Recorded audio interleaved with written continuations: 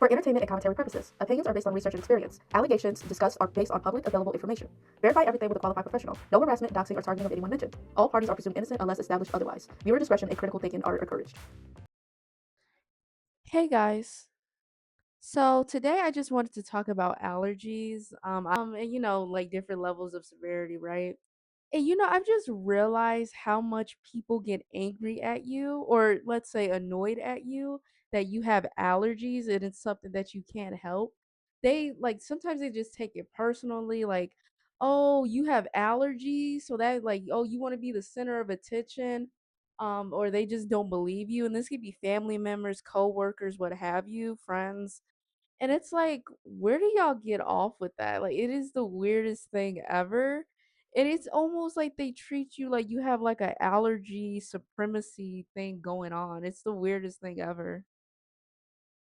And I do have a horror story that I'll tell in this video about how, well, like a couple, I'll tell like two of them, of how people just reacted, how they treated it like it was like a personal affront to them. And I can understand, to a certain extent how it can be annoying, like, if people say, "Oh, I need gluten-free," but then you see them eating chips and fries all the time, but when you guys are at a restaurant, they wanna eat gluten-free. I can understand that, but at the same time, I don't think that represents most people who have allergies. And this is more like a rant video. I'll be playing some TikTok videos, so it's not gonna be in-depth research, but I just wanna give my thoughts on this. Also to note, when I'm saying allergies, I also am including intolerances and just sensitivities as well. All right, let's get this show on the road. I'm not gonna lie, y'all, and it needs to be said. People with food allergies or food restrictions are so fucking annoying when you go out to eat. Like, you gotta find a restaurant that, got this free, got that free. Like, they can't eat this, they can't eat that. Like, just eat before you get to the said place. Like, bro, like, don't ruin the vibe for everybody else. Like, I just be getting so annoyed. Like, I can understand this to a certain extent. However, if you know that person has allergies, why are you inviting them if you don't want to deal with it? You should know beforehand. I mean, if you're just inviting somebody else sporadically, then you kind of have to expect that. A lot of people have allergies. And so they may be like, hey, like, I don't want to bother you, but I can't eat this, that, and the other, or things of that nature, they may say. Or they might just say, oh, I have allergies and I don't wanna go to this restaurant, right? They don't have to always be, like, super nice and kinda kiss your ass about it. But if you do know somebody has allergies, then do not invite them. I'm sure there's things that you do that annoy them too, and they put up with it, and it's like they literally can't help it. Like, I understand, she also said in this video, like, eat something before you go, but that's if you have enough time to plan ahead. Like, if it's a sporadic type of thing, then obviously you would have enough time. But I will say, like, if it's planned, you have, like, notice, and I would eat before I go. And quick story time, I've been in a situation, where it was kinda thrown on me, like, "Hey, do you wanna go out to eat?" And I was like, "Oh, yeah, well, I'm allergic to this, that, and the other," and, like, this person, she got so annoyed, and I later found out that, I was really allergic to her as well, and she was like, "Oh, well, since you can't, then we'll have to find something else." She said it really nasty, and I did snap on her, because 'cause I'm just like, "What is wrong with you?" Like, I understand, and they did kinda tell me a little bit ahead of time, but it was within the same day, so I didn't really have time, and it kinda slipped my mind.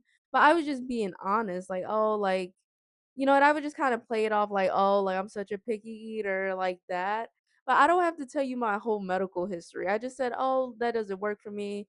Oh, I'm a little bit allergic to this," like, you know what I'm saying? Like, I even said, like, "Do they have, like, maybe pasta or something to that nature, like, one of my safe foods?" And it was like I was met with annoyance, and it wasn't everybody, it was only her, and I found out she was a hater for real. Um, so it made sense, why she was acting like that. But I will also add that, when people act like that towards you, when it's something like as serious as allergies, they don't care about you and use that as a way to filter out people from your friend group or your any type of group, work group, whatever group, social group. Growing up, every class had that one kid who had his little peanut allergy and prevented the class from having Chick-fil-A because he couldn't eat the chicken because of the peanut oil. Like, grow up, man. Like, a peanut allergy is just such a childish allergy. I've never seen a grown man who's allergic to peanuts. I believe this video and the previous video were more on the sarcastic side. But I do think people think like this, and I have been annoyed with people with peanut allergies because I used to be able to eat Reese cups. And I was like, dang, I can it's air, like you can't even stand in the air, bro. And I just felt a little bit annoyed, but of course I didn't say that, right? And I can understand how it could be annoying. However, once you're on the other side of it, even if you've already been on the other side of it, then you should at least understand, like, hey, like it's not all about me and the world isn't made for me. And yes, older people can have peanut allergies, tree allergies. And I just did a little quick research, nothing in depth, but people can actually develop allergies later on in life, or like, the allergies they did have, they can disappear. So it really does depend. It's probably has to do with environmental factors, genetics and things like that. To know something that gets on my fucking nerves, bro. When I see a mom or a dad that don't got no allergies, but their kid got allergies, and I'm just like, bro, you don't even know what your child is going through. Like, if your child's going through whatever I'm going through, give them some damn medicine. Look at my eyes right now. Y'all hear my voice? I sound dumb. My nose is itching. My ears are itching. My eyes are watery. Like, I'm suffering right now. And I got asthma, so like I can't breathe either because like I'm so congested. But yeah, I don't like parents who don't like. I know it's not life or death, but this is uncomfortable, and they just don't be moving with urgency. Like, girl, I believe the lady in this video, I think she has seasonal allergies. And yeah, like, like they don't want to buy Claritin, they don't want to like take you to the doctor, they don't want to do nothing. Like I've experienced this. And it's like almost like, oh, you'll get over it. Like it's the weirdest thing ever. It's like I would kind of classify that under neglect because it's very uncomfortable. Like, yeah, it won't end that kid's life, but like why would you want your kid to suffer like that? Like do you really not have the money, or do you just not want to do it? Like are you just being a lazy parent? So yeah, parents do better.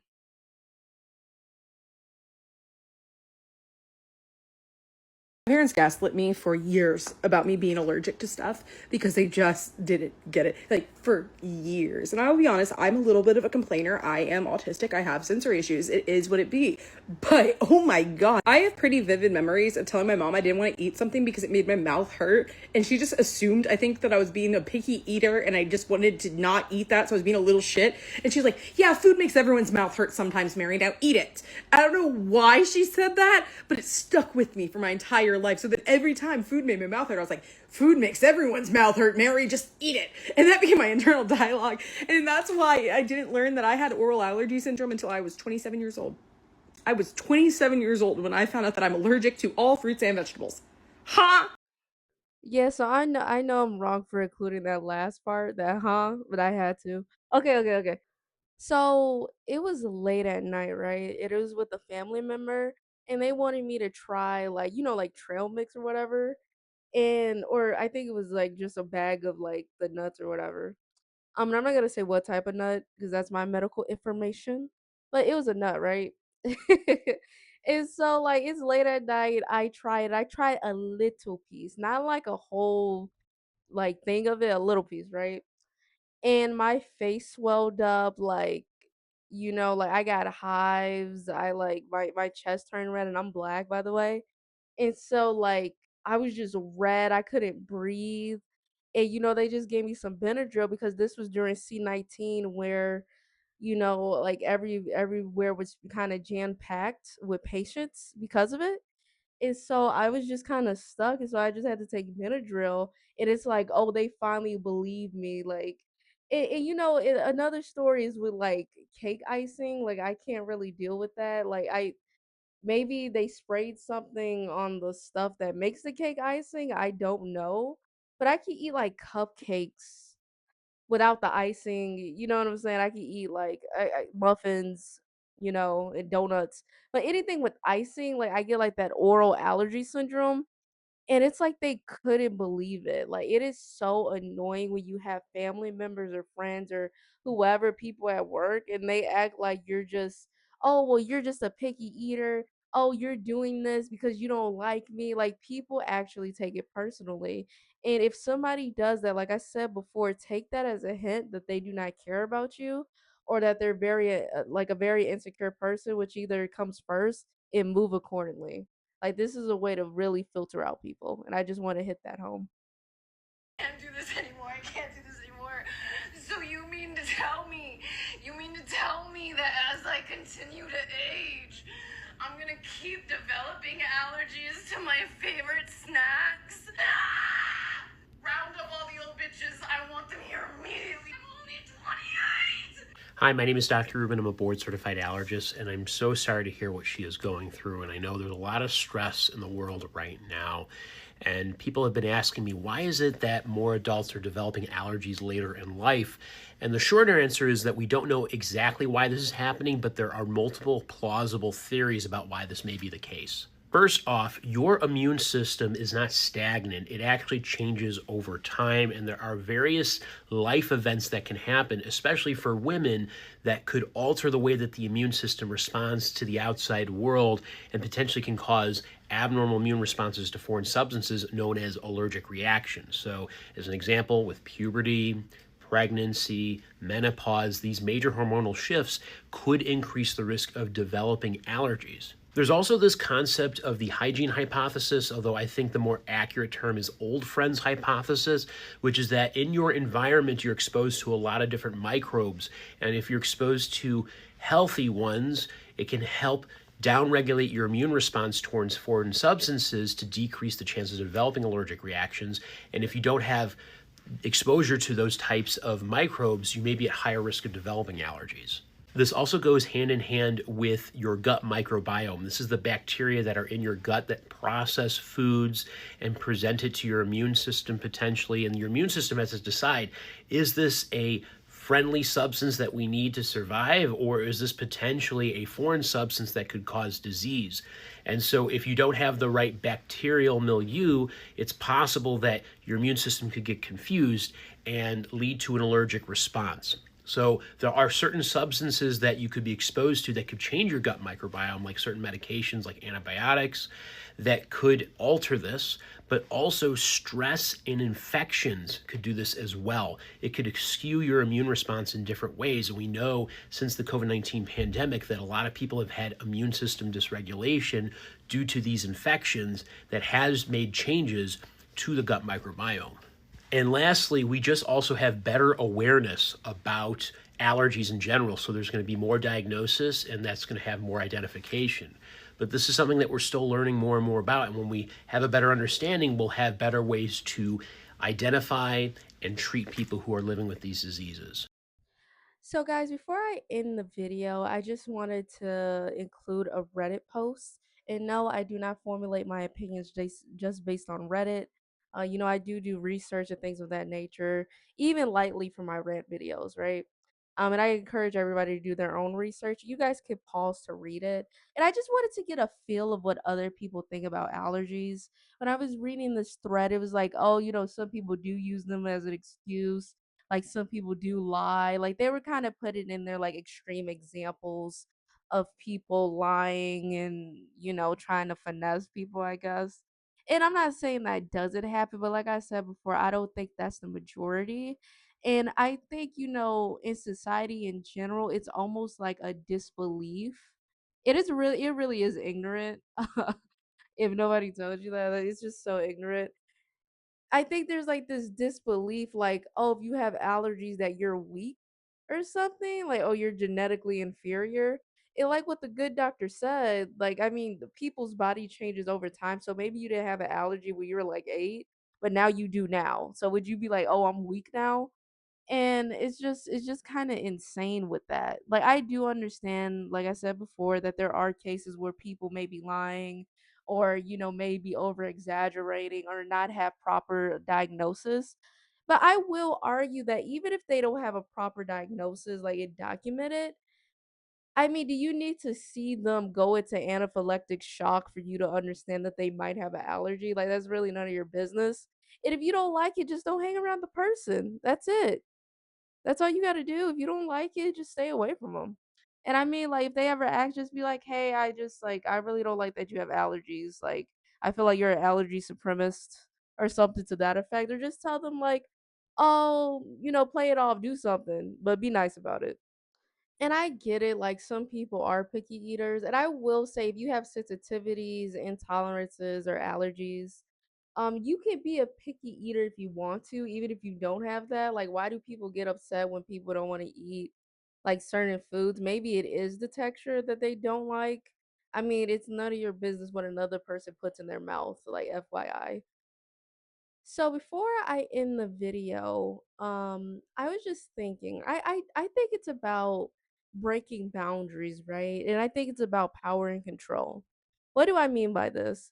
When you say, "Hey, I have an allergy," or "I don't want to eat that," or like, "Oh, I'm sensitive to that," or you just say, "Hey, I'm not interested," I think people get upset because it's like, "Oh, I like you're not joining in with this," like, "Oh, you're taking power and control away from me."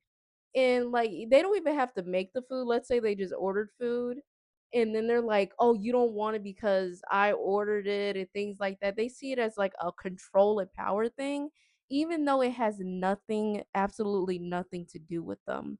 And like I said before throughout this video, that tells you that's an insecure person. And I would even go as far to say that that's a dangerous person, because if somebody has that type of thinking where it like everything, like everybody's against them and things like that. I don't mean like take your life dangerous. I just mean like socially dangerous. Stay away from them. Like seriously. And I also wanted to say, if you're an older adult and you're able to get like your blood drawn for an allergy test or do a prick test, I think you could do either or, then definitely do that. I did have to wait till I was an adult to actually have that done, because it's like people just don't believe you, even your own parents. Like, it can't be true, like you're just being a picky eater. Like I said before, why do you care? Like, that's none of your business. Like, I can understand with some parents, like if they're feeding you stuff and like, I get that. However, just because you like a food, that doesn't mean your child's gonna like a food. And I know people use food as bonding, since the dawn of time, but my goodness, like that's not how genetics work.